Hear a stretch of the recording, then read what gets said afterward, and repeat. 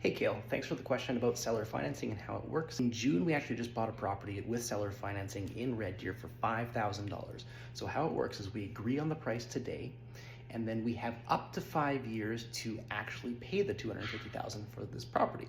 With seller financing, there's 101 ways to structure it. Rent to own, seller financing, agreement for sale, vendor take back, debt financing, they're all the same words. It just means the seller's playing banker. There's just 101 ways to structure it. Do I get the mortgage pay down? Is it interest only? So in this case, we're taking over their payments. Title stays in their name. Our payments are $1,200 a month. We take over their mortgage, their taxes, and their insurance. Now, if the insurance or the taxes go up, our $1,200 payment will adjust accordingly. In the process, we've written in the offer that we can do any renovations to the property that we want. So we have 100% control of the property. We're basically just the world's best tenants. We spent $100,000 renovating their property, our property. Seller financing, they're playing banker for us. I teach a whole 30-minute course on this, so I'm gonna try and pack it into a really short video for you. We do an offer to purchase with a financing schedule. The financing schedule lays out exactly what our payments are and what the terms are, just like a mortgage sheet. Then we give that to a lawyer. He creates a rent-to-own agreement or a seller financing agreement. It costs about $2,000 to structure that agreement. I did it myself because I've done so many. I just went to lawdepot.ca, created it myself. I highly recommend going to a lawyer, especially for the first time.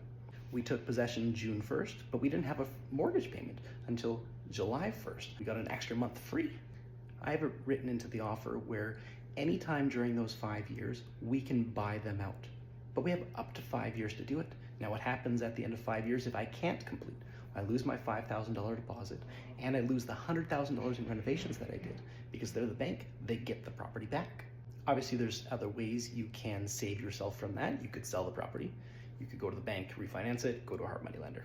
Another one that I did, it was in Castro, Alberta. It was a 7-unit apartment building. I put $10,000 down and the seller carried us for 1 year. We spent $100,000 renovating the property during that time.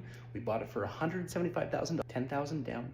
Our payment was $1,350. So we just paid them a 5% payment on their $165,000, the mortgage that we owed. They carried us for 1 year, we did the renovations. At the end of the renovations, we got it appraised. So we got an appraisal, came in at $330,000.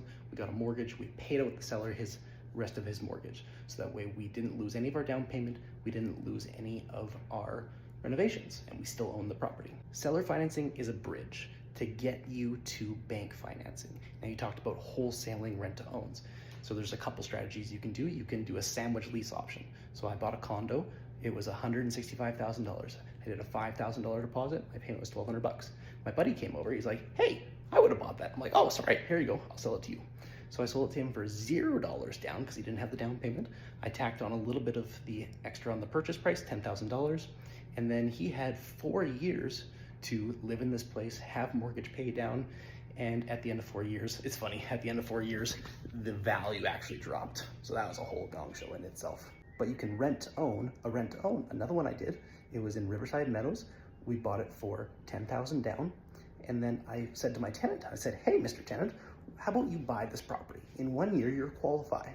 So he gave me a $0 down payment because it used to be that the mortgage pay down got added to my down payment. So literally you just rent this place and eventually you get a free property. Then the government changed the rules because they're always tightening things up, making it a little bit harder to buy real estate because they're trying to protect us. So I rent to own to him. Now you can just sell your contract. If you have like our one that we did in June, $5,000 down, $250,000 purchase price, $1,200 a month payment. We could turn around and sell it to someone for $20,000. Then you have to wonder about the mortgage pay down. Who gets it? You're responsible for all repairs and maintenance. Theoretically, you should be entitled to all the mortgage pay down, but it's negotiable. The one we did in June, we said you keep the mortgage pay down because we wanted a cheaper payment because they had equity. So rather than paying them interest on their equity and bringing our payment to $1,600, we said you keep the equity, we want the cheaper payment.